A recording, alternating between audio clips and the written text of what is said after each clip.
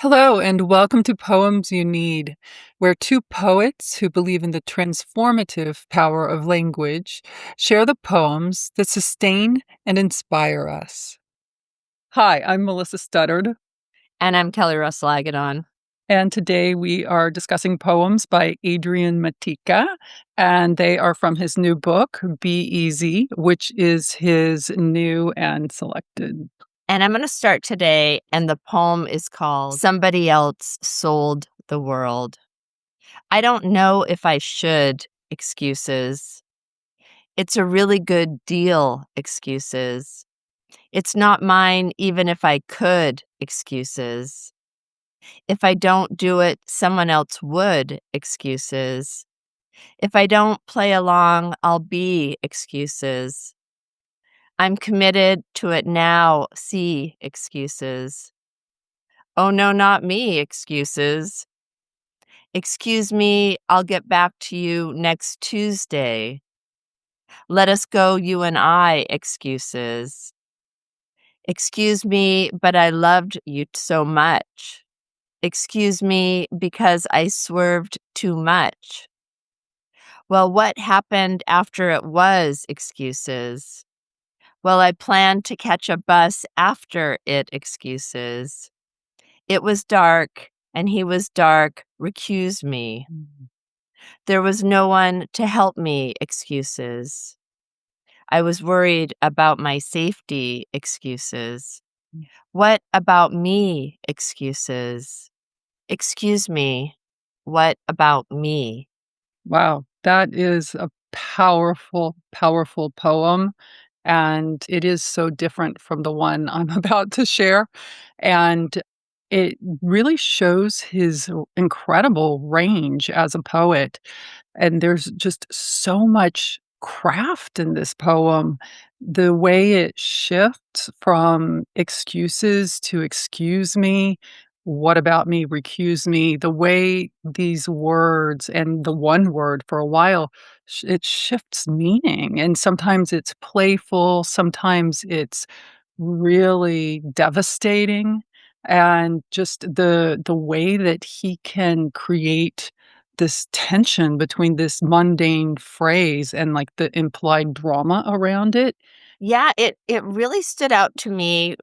Well, just for so many reasons that it's like when you're a little kid and you use the same word over and over and over again, how it can kind of lose its meaning. And even when I was reading it, I'm like, am I even saying this word right? Is this really the word excuses? Because you start to see it almost loses its meaning.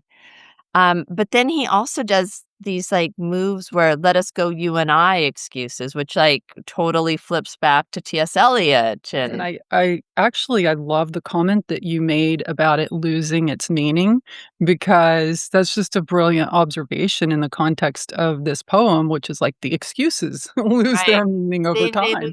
exactly. Yeah. And another thing I really like about the technique here is the way he uses excuses at the end of the lines. It's like it's fragmenting off. I don't know if I should excuses. It's a really good deal excuses. So the excuse cuts off the second part of the phrase, and it's a way of saying, "I don't need to hear that. Yeah. I don't need to hear that. It means nothing."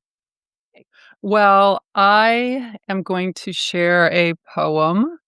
I believe it's a new poem Mhm. in this same collection. It is called Nobody's Being Honest with You. And I have to say, I love that title.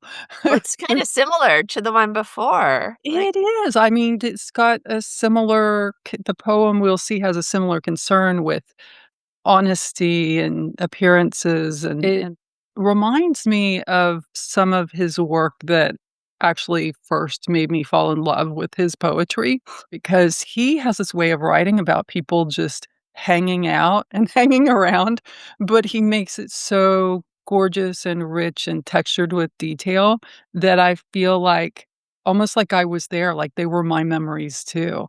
And, I have, like, nostalgia for Adrian's childhood, even though I didn't know him then. right. So, Nobody's Being Honest with You, I thought. elbowing my way through the jammed veranda of another obligatory holiday party where everyone wore Christmas sweaters with cats and sunglasses licking candy canes, the usual snowflake appliques. My winter white sweater had a flower with poppy-like tendencies, but wasn't one in this Kenzo era of gardening. The rest of my closet, bruise aesthetic, lost fight couture, blacks on blacks, as the party's host skipped the holiday classics and spun dance remixes straight from the Dawson Lake Under 21 Club circa 1987. Blue Monday, obviously, Cameo for consistency, Word Up, it's the code word. Back then, my friends and me were a thin pack of aprons parroting Larry Blackman. We smelling like minimum wage and still showing up at that brackish lake every week, work polos swapped for black tees.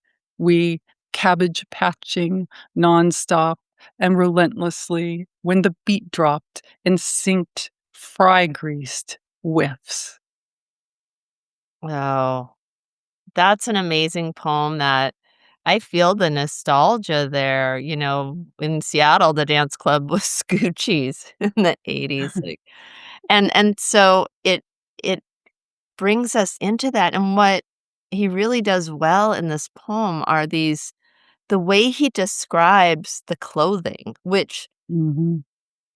it's kind of amazing me because I'm thinking if you were to say, "Oh, we're gonna describe clothing in a poem," you might think it might be uninteresting, but that part about bruise aesthetic, Yeah, right? lost fight couture, I loved, and then showing up smelling like minimum wage. Yes. Yes. So, there were just so many different places where and then the part about my winter white sweater had a flower with poppy-like tendencies. Not a poppy, but poppy-like? Puppy-like tendencies. I have to say I've never heard that one before. It's No, totally original. it is, it's so and that's what I think is so delightful of this poem and what others can learn when you're writing a poem about something that we see every day, whether it's a holiday party or something you wore as a teen, how do you make that stand out for the reader, in a way that it just was so much more engaging than saying, "My winter white sweater had a somewhat poppy flower on it," or something that looked Right. like a poppy. Right, right. I mean, I just it's one of the reasons I feel so engaged with his work is this just delicious sensory detail. And it's all of the senses are involved and they're overlapping in synesthesia, like Yeah. what you mentioned about smelling like minimum wage. Like it's just, I mean, it's really, really compelling. And I love the way he can sort of show this moment, which seems really simple on the surface. It's festive, it's a holiday party, but then there's all this stuff underneath it. There's, class and identity and, Yep. self-perception and the fact that people might be faking it a little bit. Yeah, well, and that goes to the title. I mean, the title, which is it's a kind of an amazing mic drop, is "Nobody's being honest with you," I thought. So the speaker gives us this and then takes us into this world where it makes you, like, feel almost like those kind of insecurities, and it keeps going deeper and deeper of, Mm. like, this world where are people being honest with you? Mm. And he doesn't, like, dwell on it, but he uses the imagery to bring us there. Yes. Yes, exactly. I mean, in the hands of a lesser poet, I think that line, "Nobody's being honest with you," would have been repeated throughout the poem, but Absolutely. he doesn't Right, need to. He knows he doesn't need to because he's right. got the chops. And one other thing I would say is the sound, the jammed veranda, Mhm. um, and then there's snowflake appliques. It's the internal rhyme, but also The rhythm. I mean, you can tell this is someone who really likes music and feels Yeah, the music of the poems. So, okay, well, I'm so glad we got to share these poems, me and too. yeah, yeah, right. Well, thank you, Adrian, for this wonderful book, and until next time.